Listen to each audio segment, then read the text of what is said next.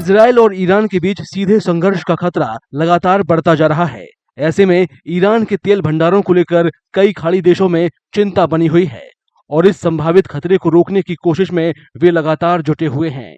Not only the Middle East, the entire world is worried because if that happens, if oil and gas installations in Iran are targeted by Israel, then actually the repercussions or the consequences are going to be extremely serious for all countries around the world, for the global economy.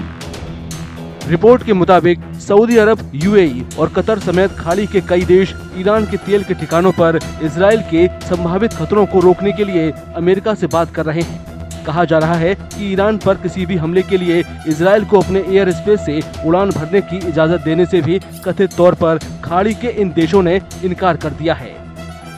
Expert का मानना है कि global economy पर पड़ने वाले गंभीर नतीजे और दो देशों के बीच बढ़ती दुश्मनी को रोकने की ये कोशिशें बहुत अहम हैं। Besides this, earlier also, the Saudis have been opposing the war.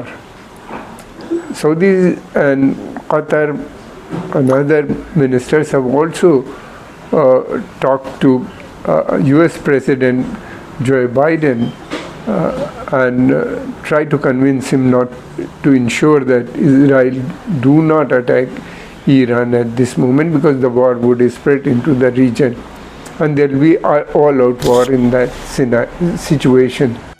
Irani missile हमले के बाद अनुमान लगाया जा रहा है कि इजराइल ईरान में ऑयल या न्यूक्लियर साइट्स को निशाना बना सकता है। वहीं तेहरान या तो इजराइल पर सीधा हमला करके या दुनिया की सबसे अहम ऑयल ट्रांजिट पॉइंट हॉर्मुज जल डमरू मध्य को बंद कर करारा जवाब दे सकता है, जिससे तेल की कीमतें और बढ़ जाएंगी।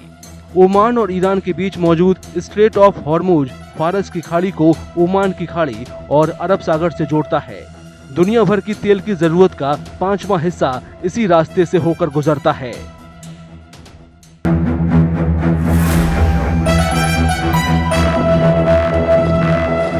इजराइल और ईरान के बीच सीधे संघर्ष का खतरा लगातार बढ़ता जा रहा है। ऐसे में ईरान के तेल भंडारों को लेकर कई खाड़ी देशों में चिंता बनी हुई है और इस संभावित खतरे को रोकने की कोशिश में वे लगातार जुटे हुए हैं। Not only the Middle East, the entire world is worried. Because if that happens, if oil and gas installations in Iran are targeted by Israel, then actually the repercussions or the consequences are going to be extremely serious for all countries around the world, for the global economy. Report के मुताबिक Saudi अरब, UAE और Qatar समेत खाड़ी के कई देश Iran के तेल के ठिकानों पर इजराइल के संभावित खतरों को रोकने के लिए अमेरिका से बात कर रहे हैं। कहा जा रहा है कि ईरान पर किसी भी हमले के लिए इजराइल को अपने एयर स्पेस से उड़ान भरने की इजाजत देने से भी कथित तौर पर खाड़ी के इन देशों ने इनकार कर दिया है। एक्सपर्ट का मानना है कि ग्लोबल इकोनॉमी पर पड़ने वाले गंभीर नतीजे और दो देशों के बीच बढ़ती दुश्मनी को रोकने की ये कोशिशें बहुत अहम हैं।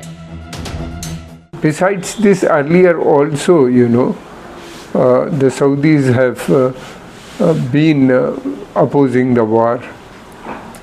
Saudis and Qatar and other ministers have also talked to US President Joe Biden and tried to convince him not to ensure that Israel do not attack Iran at this moment, because the war would spread into the region and there will be all-out war in that situation. Irani missile हमले के बाद अनुमान लगाया जा रहा है कि Israel Iran में ऑयल या न्यूक्लियर साइट्स को निशाना बना सकता है।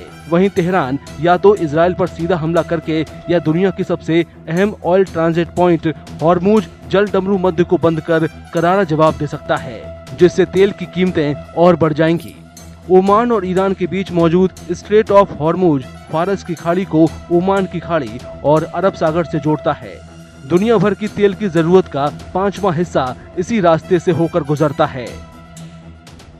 अगर आप ये वीडियो YouTube पर देख रहे हैं तो हमारे चैनल को सब्सक्राइब करें और बेल आइकन को दबाना ना भूलें। अगर आप Facebook पर ये वीडियो देख रहे हैं तो हमारे पेज को लाइक करें।